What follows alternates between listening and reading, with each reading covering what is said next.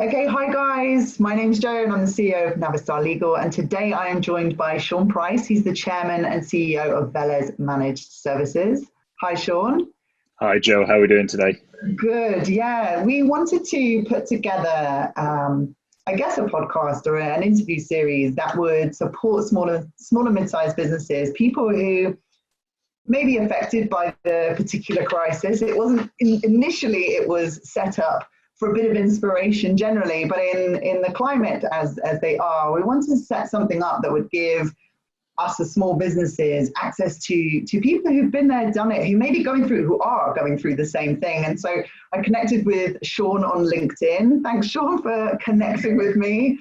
And we had a chat about some of the things that were going on for him, some of the experiences and the wisdom that he's gained through years of working, I guess, working in business and with businesses, right? So I'm just going to ask him a few questions today about his background. And when we talked, I got a lot of inspiration. For me, as a small business owner, suddenly I got the enthusiasm again. I was like, this is possible. So I hope the same comes across for you guys.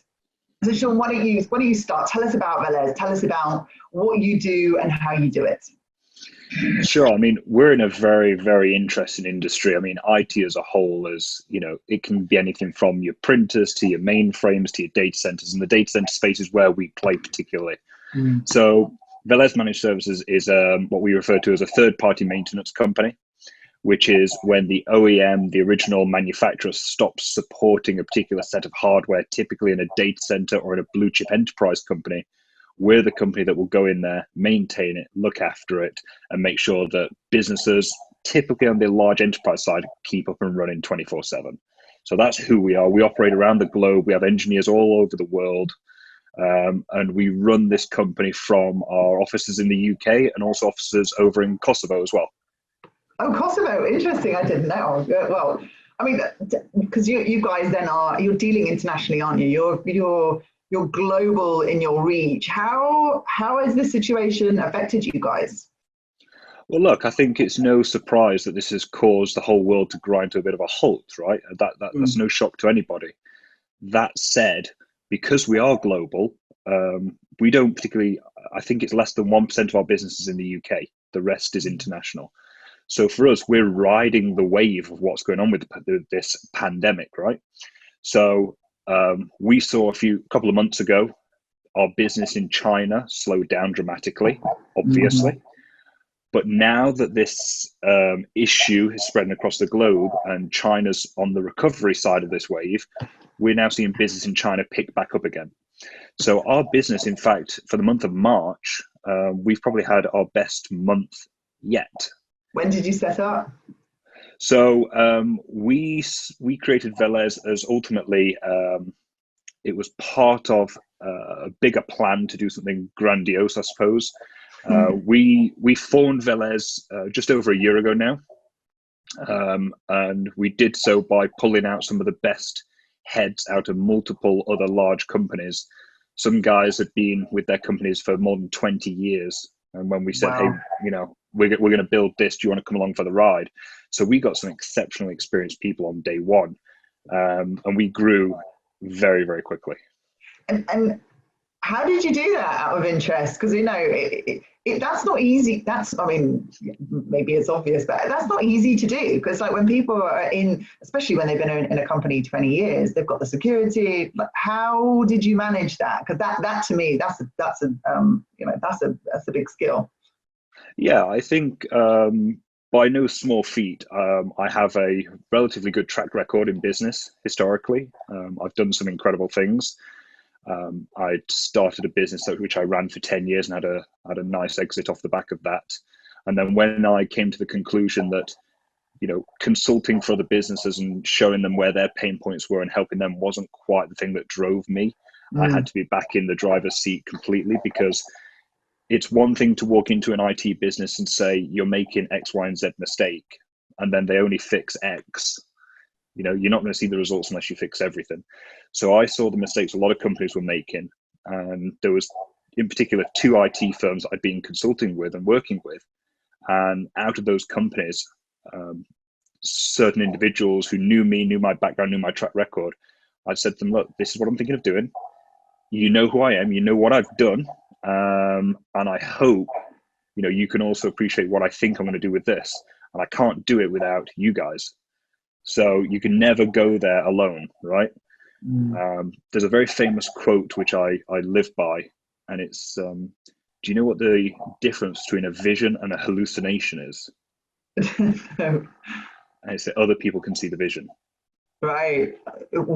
Brilliant. So, Brilliant. so That's when I very when I explained what we wanted to achieve out of Velez and why it would be different from all the other companies in our industry, and I explained that vision to this set of individuals, they said, "Get it, 100%, they got it.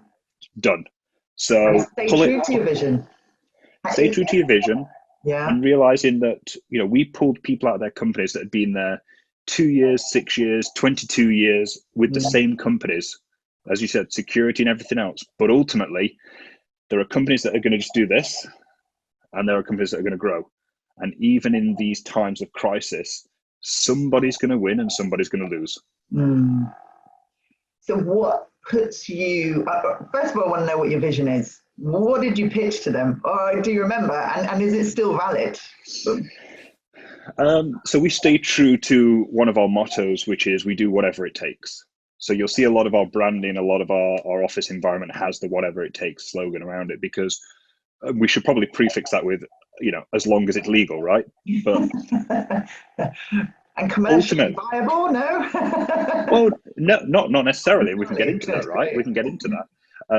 No, it's whatever it takes, because what we saw was other third-party maintenance companies, other IT hardware companies that play in the enterprise and data center space that would say yes to anything and everything.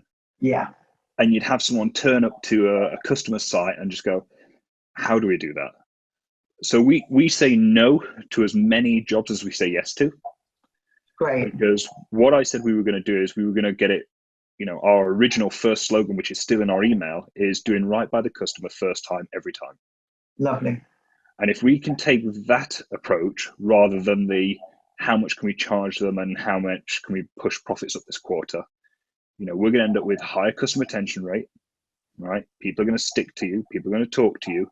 And more often than not, right, you definitely want to have that good customer recommendation who recommends you to one or two people rather than a frustrated customer that tells 100 people how bad you are. So values and vision, very easy to set out in the beginning. Sure. Really hard to police and manage. How have you done that? How have you embedded that with your team? And I ask from a personal perspective, because my team kind of naturally feel like, yes, customer service is really key, but yeah, how do you manage that? First and foremost, I'm a very, very HR driven CEO. I care about the people immensely, and that is something that I will talk about at great lengths. I've got a HR manager who's absolutely wonderful. She looks after the people and she does things for them that, if only I had the time to, right? But for me, and especially when it comes to the office in Kosovo, and Kosovo is, a 3-hour flight away from the UK. So we have 2 offices, very remote. For me, it's about communication. The only way you can push that vision and the mission to people is by communicating. Over communicate. You can never do too much. Up until, the global crisis that we're in currently, I fly an awful lot. Between January and February this year, I did 17 flights. So for me, you can always find 5 minutes to write an email. You can always send Sally a text at 4 p.m. to ask her how her day is going. There's never an excuse for not communicating with your employees. And that's given the fact we're remote and I'm on different time zones more often than not. So communicate. Great. And is that the same way that you manage the international team? I mean, because you have, how many continents are you working in now? And how long have you been in business? I mean, I've been running companies for 14 years now. As far as how we manage people in different continents, I mean, if you look at the logo for Velez, the Z is like 2 sevens inverted, right? And the reason that we have that is we operate on 7 continents, 7 days a week. right? Very cool. And that's kind of our little thing is we won't send any to Antarctica. It's not being required as of yet, but you never know. We'll have to change the logo. But we've got engineers that will dispatch anywhere in the world, 24 hours a day, and as long as it's safe to do so, which is obviously a primary concern, Yeah. we'll send an engineer anywhere that needs to be. And that has in the past, we have seen engineers have to jump on helicopters to fly out to cruise ships to go and maintain equipment on cruise ships. It's something we've seen in the past. So there really is no limit to what you can achieve. Awesome. Awesome. Is it all roses? What have been some of the challenges? Do you have any challenges? You seem like the sort of person that kind of breezes through life. We have challenges every single day. There's no day that goes by where there isn't a challenge. One of the things I'm very fortunate about is having that great team, and particularly at the senior exec level. You know, I've got some fantastic people on the board which can really help de-stress some of those issues sometimes, because they do get pretty serious very quickly. You know, the fact that we are dealing with FTSE and the large blue chip enterprises, if you do something wrong, it's costing hundreds of thousands or millions of dollars. It's not like shipping a pack of business cards or a brochure or a website late that has a minor impact, right? These things have real life impact. When you're delivering services for healthcare right now, especially, right, some of the things that we're seeing, you cannot afford for that to go wrong.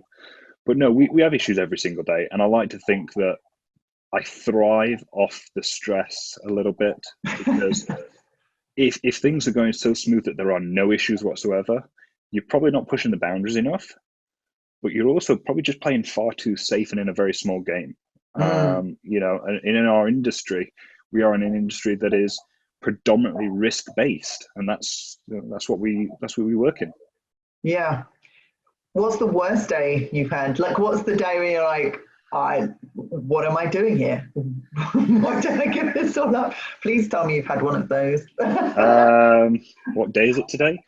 No, I think we've had a few of those, right? And I think typically in our space, there's two scenarios that happen. There's one where we are direct to the end client. Something goes wrong and it's our fault directly, and we take the blame for that and we try and rectify it. The other is where we have a partner in between us and the end client, and then whose fault a particular thing is debatable sometimes, and we have to work around that.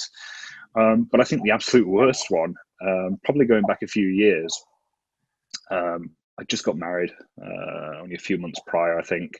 It was my birthday. I was out shopping, one of the things I like to do. And, you know, I'm a workaholic. I check my emails in between shop to shop to shop. And, you know, receiving an email that we as a company were being sued for £636,000. So I remember the amount exactly.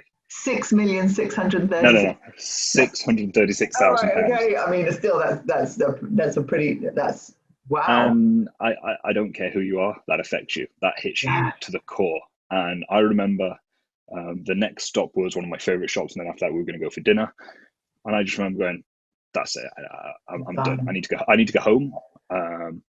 I need to sit and sulk for 5 minutes, because it hits you no matter what."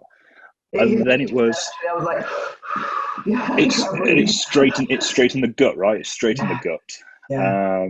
And I did for about an hour drive home from the mall that we were at. That hurt. And then you get home, you pull your socks up, you strategize, and you call the lawyers. It's funny you should say that, because I've had, just by chance, just in the last 24 hours, it was the opposite way around, but somebody, you know, sending a very strong email, and I felt your pain, like right in the solar plexus, because it kind of, it wins you, and then the adrenaline kicks in, and suddenly you're wired. It's the worst time to do anything. It's this feeling of you can be very reactionary. You can be very reactionary, really, and that's the worst thing to do in that moment. And you want to send a like. And that's the worst thing you can do is react. Right? You've got to think about it. You've got to plan and process what needs to happen. Just this week, right? Just this week, we've had to send a legal letter out to somebody about a particular issue. And these things happen, right? Yeah. That person reacted from a reactionary standpoint, which is negative on them. You know, what we do as a business is make sure that we follow the law, follow procedure, and be as white can be as far as the law is concerned. Yeah. How is that how you view, you know, the legal side of your business and your industry? How do you see? Actually, I'm going to ask you two questions, which you can kind of move into one. But like, how do you see risk in your business and the legal elements of your business? Because I think I told you we're creating this tribe of next generation lawyers, and I think that lawyers, for me, learn the best when they're working with businesses of, you know, your size, of the kind of mid-sized space where you may be global, you're not in the FTSE, but you can be a bit more agile. So yeah, how do you view things? 14 years in business. Yeah, I mean, first of all, what you're building there is very impressive, because one of the things I'm very, very keen on and have been a big advocate of over the years is an apprenticeship model over a straight up university model. Now, obviously, what you can't do as far as the law is concerned is just do a strict apprenticeship. You've got to get the qualifications. I appreciate that. But one of the things that you're doing is you're almost giving that, I don't want to say work placement because it's not quite that, but it's the experience. Kind of is, yeah. It's the experience. And prior to this, you did your placement in the workplace and that was it straight away. You're giving that additional education as far as I'm concerned, right? So I'm really big into that. And that plays true into what we're doing as well, right? Because risk, as far as we're concerned, and how the legal sector pulls into what we're doing is, because we're global, we have to have a law firm on retainer. You know, it will get to a point, I'm sure, that we will have to have in-house legal counsel, purely because we're exchanging anywhere between 1 and 10 contracts or NDAs per day, from different countries, different companies. Everyone's got their own slant to it. Everyone's got their own, you know, how you interpret something. Unfortunately, having a firm that you can rely on to pass these details to is immensely valuable. But, you know, what is interpreted in Chicago versus what's interpreted in New York is completely different also. And I think we deal on an average with about 45 out of the 50 states, right? So wow, there's a lot there to be involved with. And I think risk, particularly in the IT sector at the level that we play at as well, is immensely important, because one of our UK competitors, there's a small competitor not far from us actually, you know, they got involved in a deal not too long ago where they did not do a proper risk analysis of what that deal entailed. And ultimately, a tiny little slip up cost them enormous in penalties and fees. Right. And it also costs them not just that project, but the entire client when we walk through the door and pick that client up. Yeah. Right? So you have to be, in my mind, it's two sides, because as an entrepreneur, you know, I'm all for risk, and I will jump right in. And I really appreciate the fact that I've got a very strong operations director who is a little more risk averse, that can, you know, pull me back sometimes. But it's looking at those, and when myself or our sales director finds a big opportunity, it's sitting down with the operations side and saying, where's the risk? What does this look like? And hey, it might be X millions of pounds in revenue, but we may have to walk away from this one. Yeah. And that comes back to your point that you were saying earlier on about you say no to as many people as you say yes to, and being discerning in that respect. Because one thing that I would say to clients that I work with, or when I'm talking videos, you know, whenever I'm kind of guiding people on risk, I always say it's never the commercial terms that are the risky part. It's always the devil is in the detail. It's always the bit behind it. It's like, oh yeah, we're going to get a loan for £50,000. That's great. Okay. Oh, all these documents I'm signing. This is personal guarantee. What does it mean? Because it's never the thing that it's never that. It's never the handshake moment that is the risky part. It's the bits that you're not really looking at that cause the problem. And I imagine, I mean, you know, I'm an English lawyer. I've dealt internationally. I know the pain of dealing with different, even just in the US, you know, I'm qualified in New York. I know I'm not even, for me, I would never even look at a New York contract because, you know, I haven't practiced there. I'm not practicing there every single day. So and therefore that means a whole load of people coming together to give you the answer, or you're taking a risk on it. and you, yeah, I mean, you know, you're in that kind of entrepreneurial headspace where already you know, oh yeah, we're willing to take some risks, but you can't risk the business for that. And which risk is the risk that's going to end up with a £600,000, you know, litigation, and which is the risk which is going to end up losing your client versus the risk that actually no one's going to notice and isn't a problem. And that comes from experience, doesn't it? I think more often than not, I agree with you that the devil is in the details. I think that a lot of these issues are driven by the commercials, however.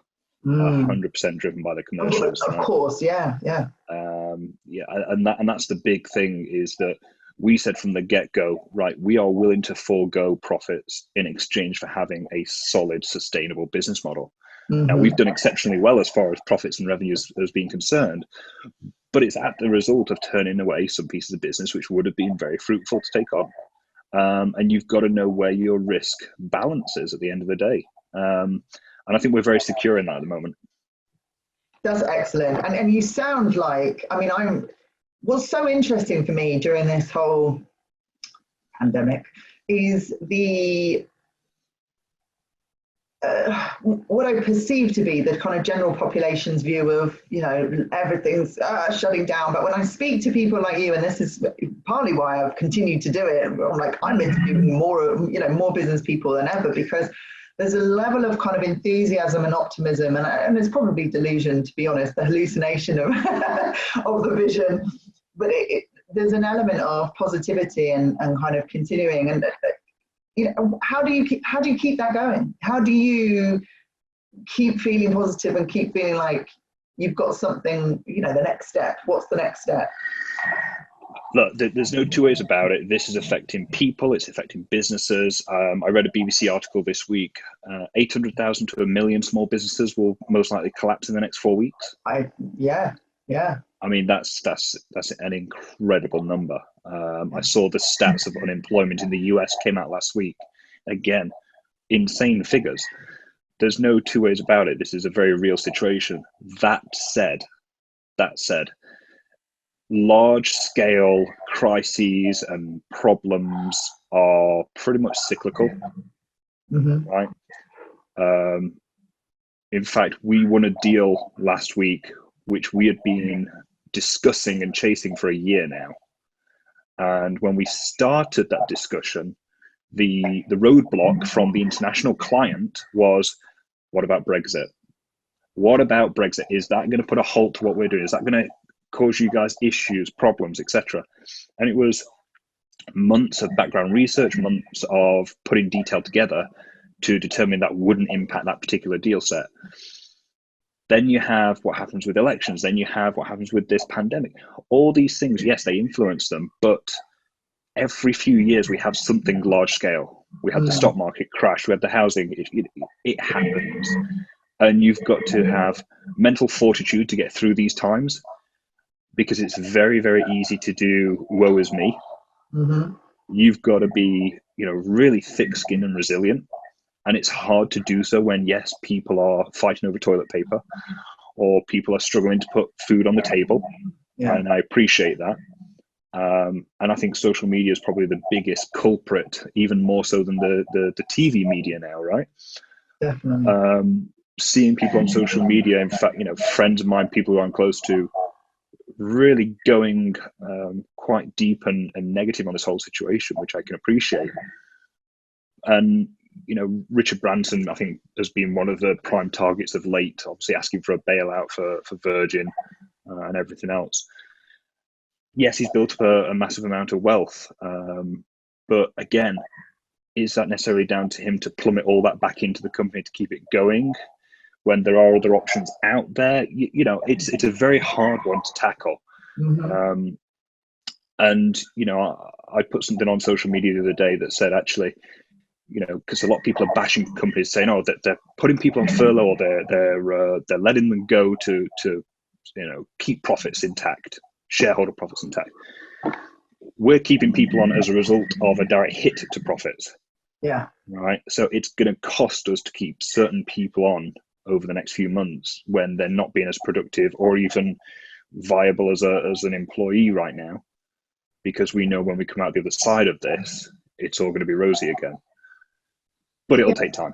I spoke to a mentor actually about this, and they said, it's really hard when you've been building, particularly, when you've got a vision and you've had this, huge vision, and it's really hard to either let go of people.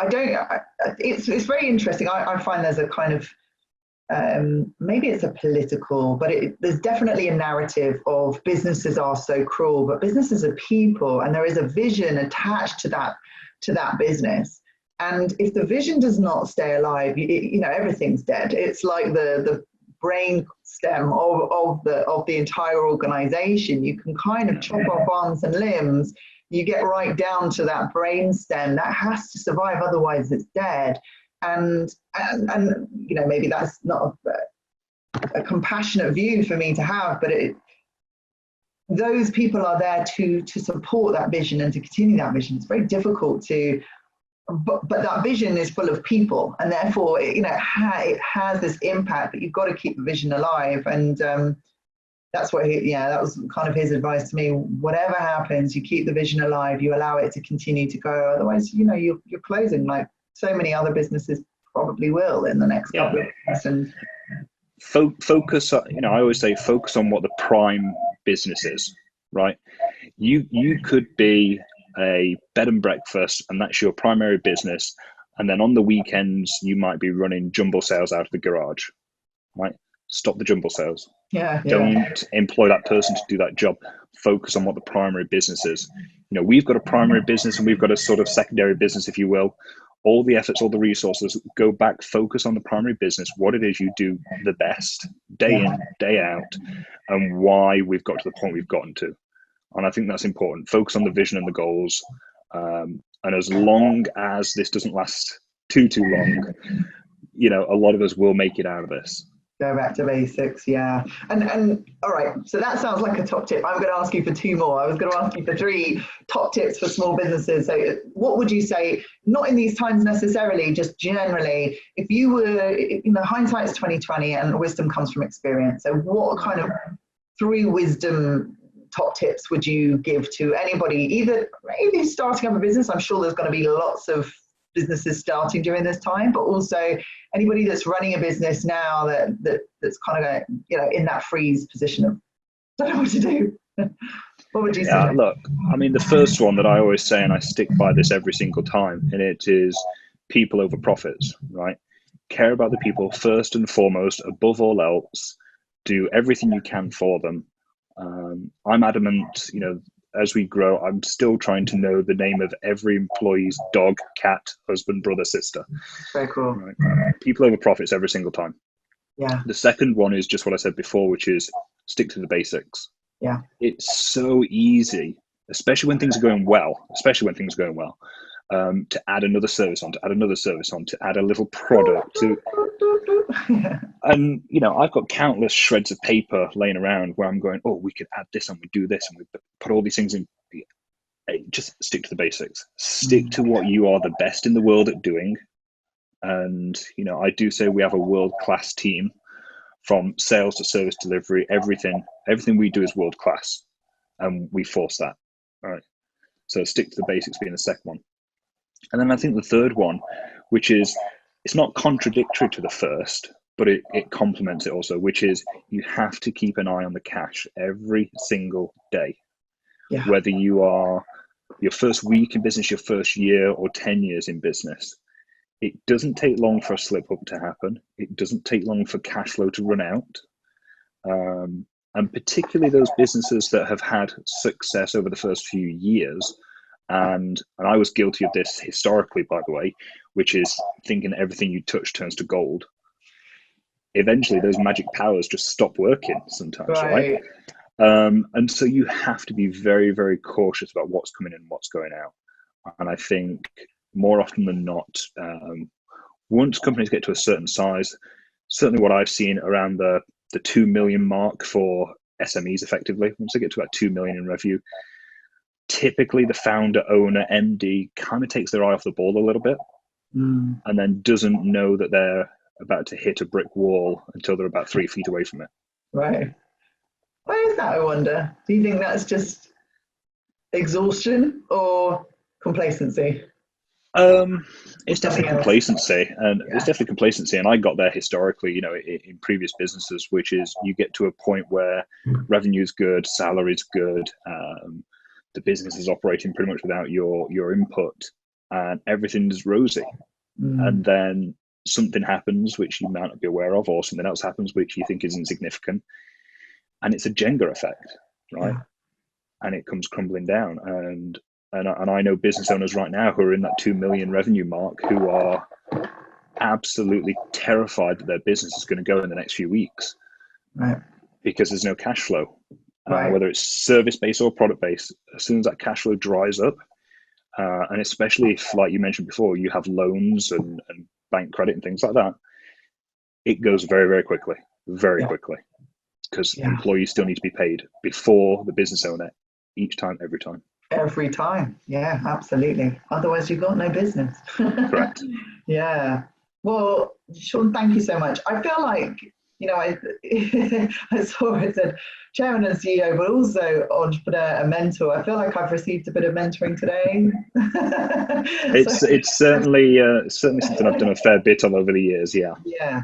No, it's been really good to hear you, and it's so good to hear positivity, optimism, hope, but also just like grounded enthusiasm. I don't know who coined that phrase, but there's this grounded enthusiasm that I hear, and like, yeah, I'm going to get on, and I'm kind of moving forward, and I really kind of get that energy from you. So I really appreciate you taking the time to talk about your business today. I'm going to ask you some questions about personal stuff and who you are as a person. We'll do that separately. okay. But I just want to give people a chance to connect with you online. Do you want to share social media? We'll put it in the link below as well.